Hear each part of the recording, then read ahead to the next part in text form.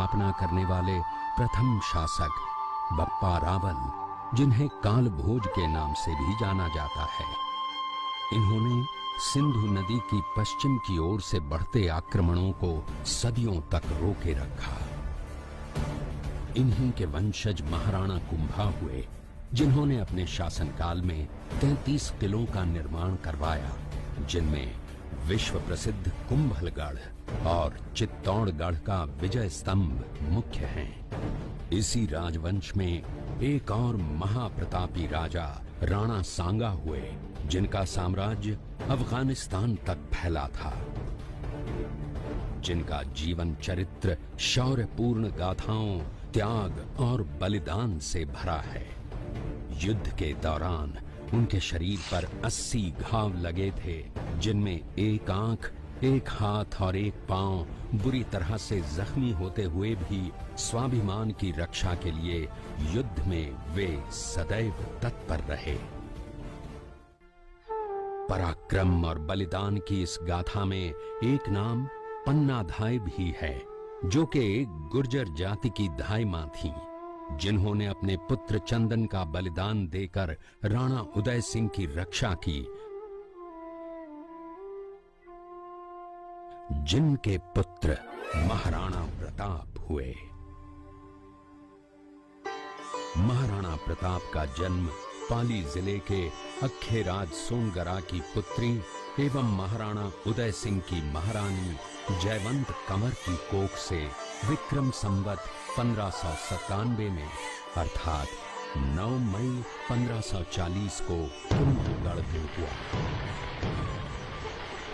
बाल्यकाल चित्तौड़गढ़ में गुजरा। करीब 17 वर्ष की आयु में ही प्रताप का विवाह अजबंदे कंवर के साथ हुआ। सन 1567 में अकबर ने जब चित्तौड़गढ़ पर आक्रमण किया तो मेवाड़ के प्रमुख सरदारों और सेना नायकों के आग्रह पर महाराणा उदय सिंह ने चित्तौड़गढ़ छोड़ दिया।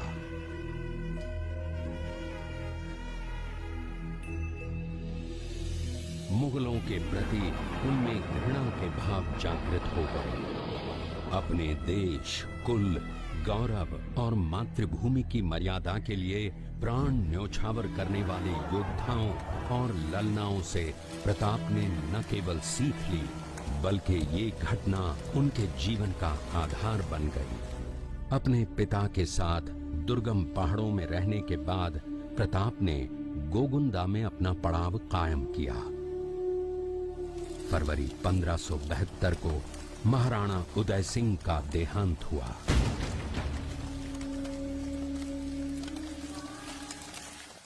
प्रताप की ज्येष्ठता और योग्यता को ध्यान में रखते हुए सरदारों ने उनको राजगद्दी पर आसीन किया।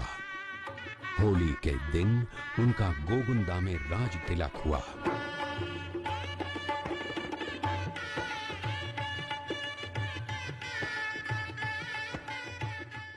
उस समय तक लगभग सभी राजाओं ने मुगल सम्राट अकबर की अधीनता स्वीकार कर ली थी। एकमात्र महाराणा प्रताप ने अपना मस्तक अकबर के आगे नहीं झुकाया। अपनी स्वाधीनता और सार्वभौमिकता के अधिकार को सर्वोपरि माना।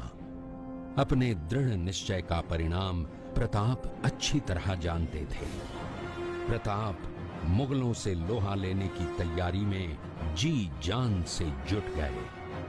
18 जून 1576 की सुबह हल्दी घाटी और खमनोर के मध्य एक मैदान में ऐतिहासिक युद्ध हुआ, जो बाद में रक्त तलाई के नाम से जाना गया। महाराणा प्रताप की सेना गोगुंदा से हल्दी घाटी पहुंची, जबकि सेनापति मानसिंह के नेतृत्व में मुगल सेना ने हल्दी घाटी के ठीक नीचे मैदान में अपना मोर्चा जमाया।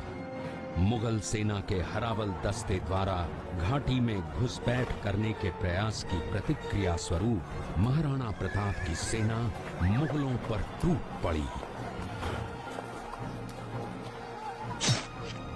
प्रताप के हरावल सैन्य दलों का नेतृत्व पठान हाकिम खां सूर कर रहे थे। भीलू राणा, जो राणा पूंजा के नाम से भी जाने जाते हैं, उनके नेतृत्व में भील आदिवासियों ने गोरिल्ला पद्धति से युद्ध करते हुए मुगलों के छक्के छुड़ा दिए। देखते ही देखते शाही सेना में खलबली मच गई। रक्त तलाई, घोड़ों की टापों, हाथियों की चिंगारों और तलवारों की झंकारों से गूंज उठी। चारों तरफ हाहाकार मच गया।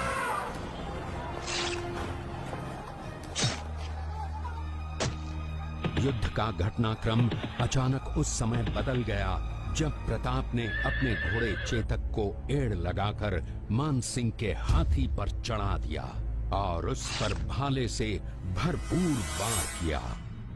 मानसिंह हौदे में दुबक गया। हाथी से उतरते समय चेतक की एक टांग कट गई। इस स्थिति को भांपकर महाराणा प्रताप के हमशक्ल सेनापति झालामान ने महाराणा प्रताप से आज्ञा लेकर उनका राजमुकुट धारण किया। मुगल सेना झालामान को महाराणा प्रताप समझकर उन पर टूट पड़ी। झालामान शहीद हो गए। उधर चेतक ने अपने स्वामी को 5 किलोमीटर तक 3 टांगों पर ही लेकर एक बरसाती नाले को पार किया। उसके पश्चात उसके प्राण पखेरु उड़ गए। इस युद्ध से महाराणा प्रताप के मन पर गहरा प्रभाव पड़ा।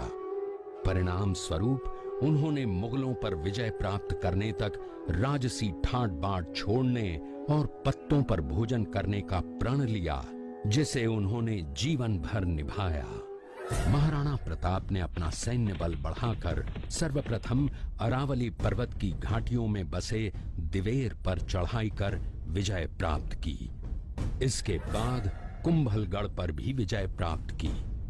सिर्फ चित्तौड़गढ़ को छोड़कर सारे मेवाड़ को अपने अधीन कर लिया। कालांतर में महाराणा ने चावंड में अपनी राजधानी स्थापित की।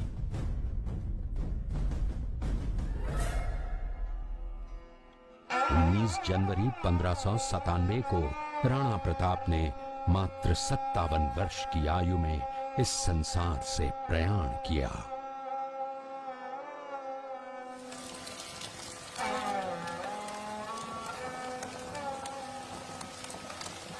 हल्दी घाटी का युद्ध एक सांप्रदायिक युद्ध न होकर आत्मसम्मान, मातृभूमि की स्वतंत्रता व स्वाधीनता का संघर्ष था। इसका प्रमाण ये है कि जहां पर अकबर की सेना के सेनापति जयपुर के राजा मानसिंह थे, वहीं पर महाराणा प्रताप की सेना के सेनापति काबुल के हाकिम खां सूर थे। महाराणा प्रताप स्वतंत्रता की वेदी पर एक ऐसा अंगारा था जो आत्मसम्मान व देश गौरव के लिए दिन रात जलता रहा, धधकता रहा और अंत में बुझकर